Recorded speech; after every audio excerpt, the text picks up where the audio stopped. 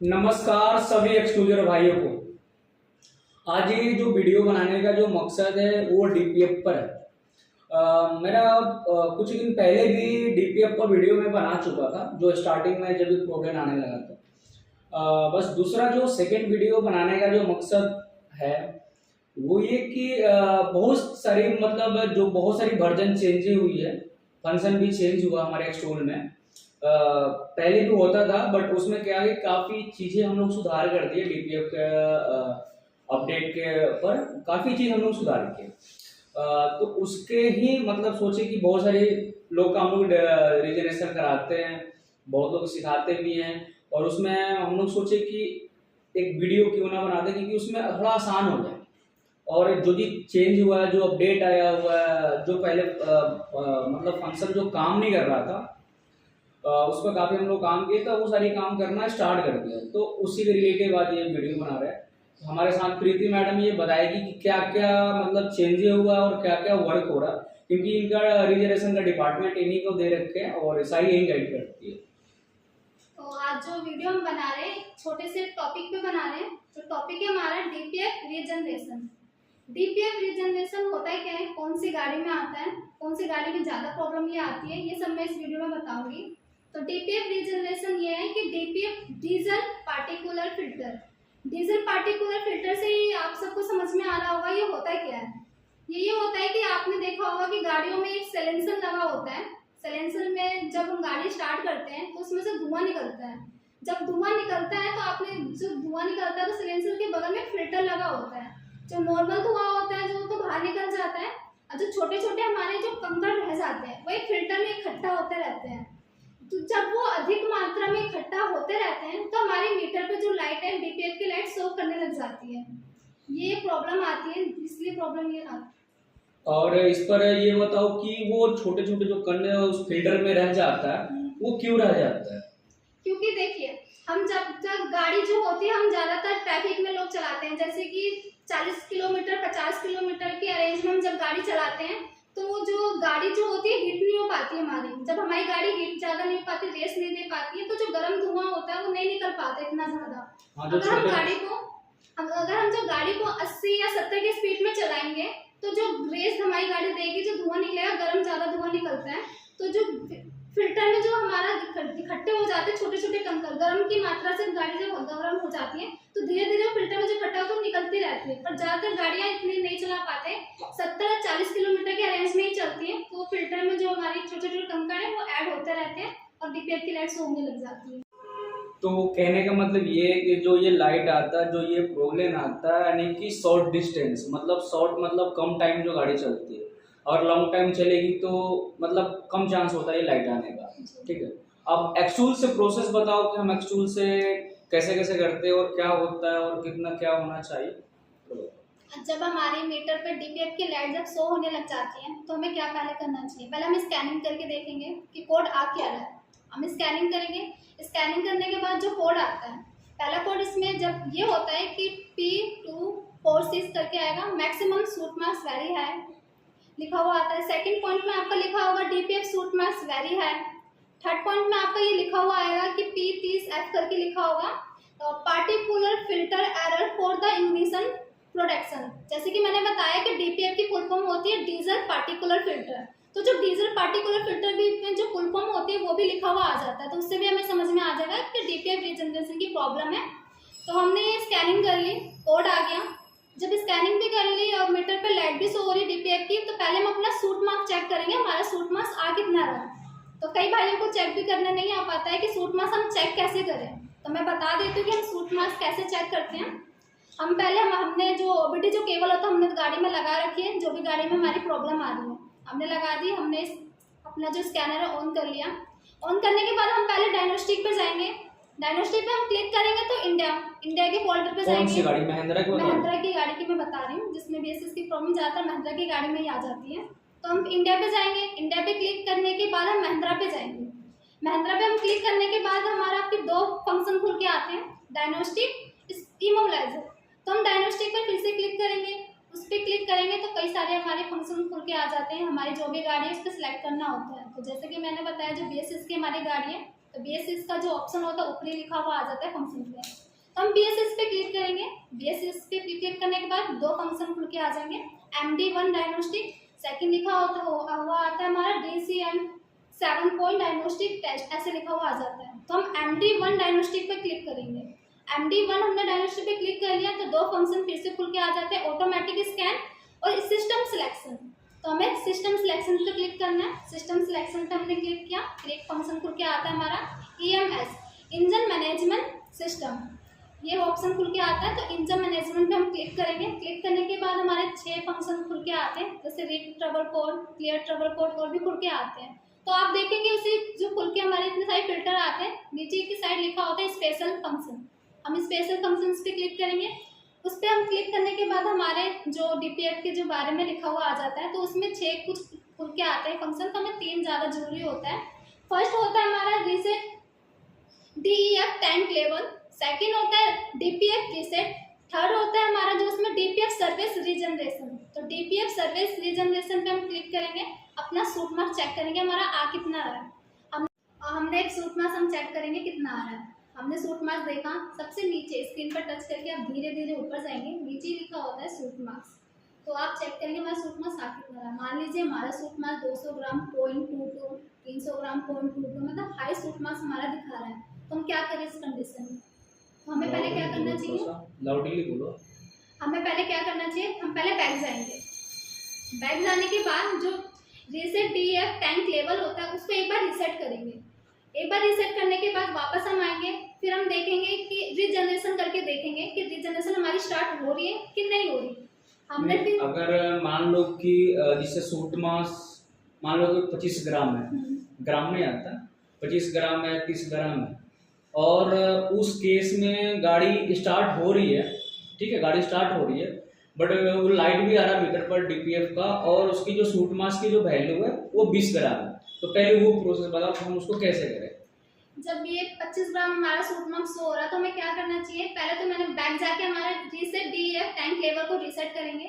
Reset करने के बाद हम रीजनरेशन स्टार्ट करेंगे, देखते हैं कि हमारा सूट मार्क्स 25 ग्राम है, हमारी उसमें भी regeneration DPF level tank level में भी हम अगर रीसेट करते हैं तो उसमें सक्सेस कभी आ जाता है, कभी एरर में आता है।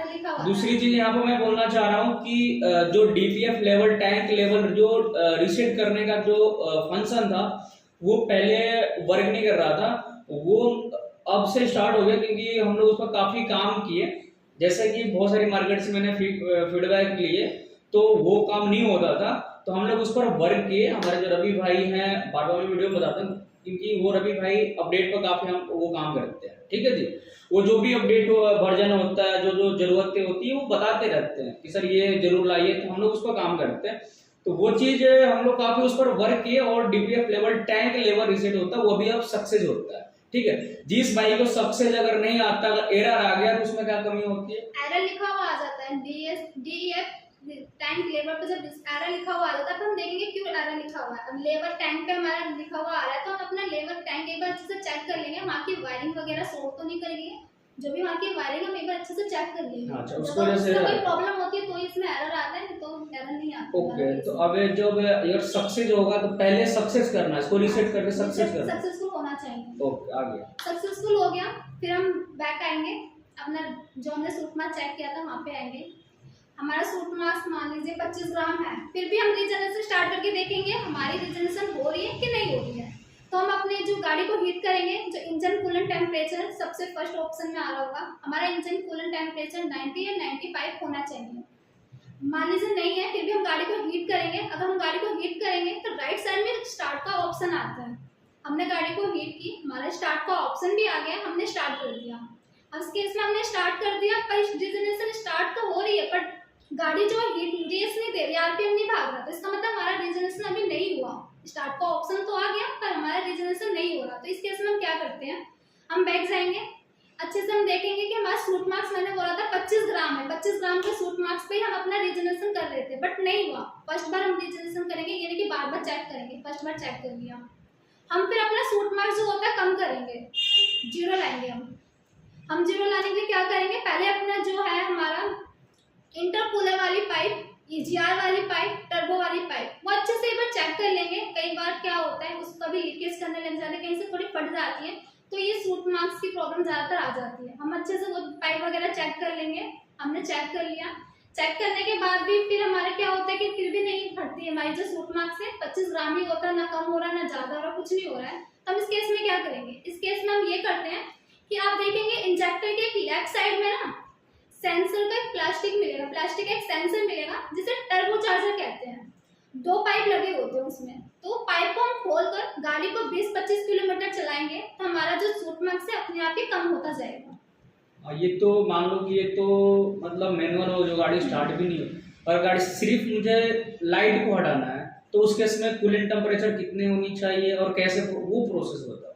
देखिए सूट मार्क्स 0 है और हमारी जो मीटर की जो लाइट है फिर भी DPF की लाइट शो हो रही है मीटर पर। तो इस केस में हम क्या करेंगे, पहले हम बैक जाके पहले हम रीसेट DF टैंक को एक बार हम रीसेट करेंगे। रीसेट करने के बाद हम गाड़ी को अपना चलाएंगे, 25 या 20 किलोमीटर हम चलाएंगे। 25-20 किलोमीटर हम गाड़ी को चलाएंगे तो अपने आप ही DPF की लाइट शो करना बंद कर देगी। क्या होता है इस केस में, कभी 5 किलोमीटर भी हम चलाते हैं तो हमारी लाइट करना बंद हो जाती है। हो सकता है 20-25 किलोमीटर चलाने के बाद आपकी लाइट करना बिलिंग करना बंद कर दें। और ये रीजनरेशन कैसे स्टार्ट करें, जिससे कूलेंट, कहने का मतलब ये है कि इसे कूलेंट टेम्परेचर मान लो कि 90 आ गया, स्टार्ट का बटन आया तो स्टार्ट को हम क्लिक करेंगे तो रीजनरेशन स्टार्ट ही हो जाएगा, स्टार्ट हो जाएगा ना, गाड़ी का RPM भागने लगेगा। तो वो मैं प्रोसेस पूछना चाह रहा हूँ। तो इसमें क्या क्या मेन चीज होनी चाहिए वो बताओ, कि रीजनरेशन स्टार्ट करने में कितनी कूलेंट टेम्परेचर होनी चाहिए, फिर क्या करना चाहिए वो बताओ। हमने रीजनरेशन स्टार्ट कर दी, हमने गाड़ी को हीट किया, स्टार्ट का ऑप्शन भी आया। इंजन कूलेंट टेम्परेचर जब तक हमारा 90-95 नहीं होता हमारा स्टार्ट का ऑप्शन ही नहीं आता है। कहने का मतलब जब तक स्टार्ट के बटन में जब तक रेस करते रहो और स्टार्ट जैसे क्लिक करेंगे तो वो रीजनरेशन स्टार्ट हो जाएगा, यानी कि RPM चलने लगा। और दोस्तों मैं बता देता हूँ, जब भी रीजनरेशन करें आप अपने वर्कशॉप में ना करें, उसको बाहर में करें। वातावरण मतलब थोड़ा सा बाहर होनी, खुली मैदान होनी चाहिए, वहां पर रीजनरेशन किया जाता है। क्योंकि जब हम गाड़ी को रीजनरेशन करें तो काफी हीट जो होता है ना, मतलब काफी गर्म धुआं बाहर निकलता है। तो आसपास में कोई भी बच्चा हो चाहे कुछ भी हो ऐसे जो जिससे आग न लग जाए, तो उस चीज को बहुत ध्यान देना पड़ता है कि जब भी रीजनरेशन करें हम अपने वर्कशॉप से बाहर करें, खुले मैदान में करें, ठीक है। तो दूसरी क्वेश्चन ये है कि अगर मान लो कि हमारे जो सूट मास वैल्यू है वो 0.00 ग्राम है, राइट, और गाड़ी मेरा को स्टार्ट भी हो रही है, ठीक है, फिर भी DPF की लाइट आ रहा है, तो उस केस में क्या करें, क्योंकि सूट मास तो 0 है। हम रीजनरेशन कब करते हैं, जब हमारा सूट मास दिखाई देता है तो जाकर मैं रीजनरेशन करता हूँ। अब मेरा रीजनरेशन मतलब सूट मास जो है वो मेरा 0.00 ग्राम, लाइट फिर भी ब्लिंक कर रहा है, गाड़ी भी स्टार्ट हो रहा है, उस केस में क्या करें? इस केस में ये करते हैं कि हमारा सूट मास भी 0 है फिर भी DPF की लाइट शो हो रही है, तो हम लोग DPF की लाइट कैसे हटाएं। तो हमें क्या करना है, पहले हम बैक जाके हमारे रीसेट DF टैंक लेवल को एक बार रीसेट करेंगे। एक बार रीसेट करने के बाद हम अपनी गाड़ी को चलाएंगे। हम अपनी गाड़ी को 25 किलोमीटर 20 किलोमीटर चला के देखेंगे, अपने आप ही वो DPF की लाइट चली जाती है। हो सकता है कि आप 5 किलोमीटर भी चलाएंगे फिर भी आपकी मीटर की लाइट जा सकती है, या तो आपको 20 या 25 किलोमीटर आप चलाएंगे तो अपने आप ही वो लाइट फटना बंद कर देगी। और एक और दोस्त, जब भी मान लीजिए कि अगर ये करना हो तो बार बार ना मतलब इग्निशन को बार बार ऑन ऑफ नहीं करना।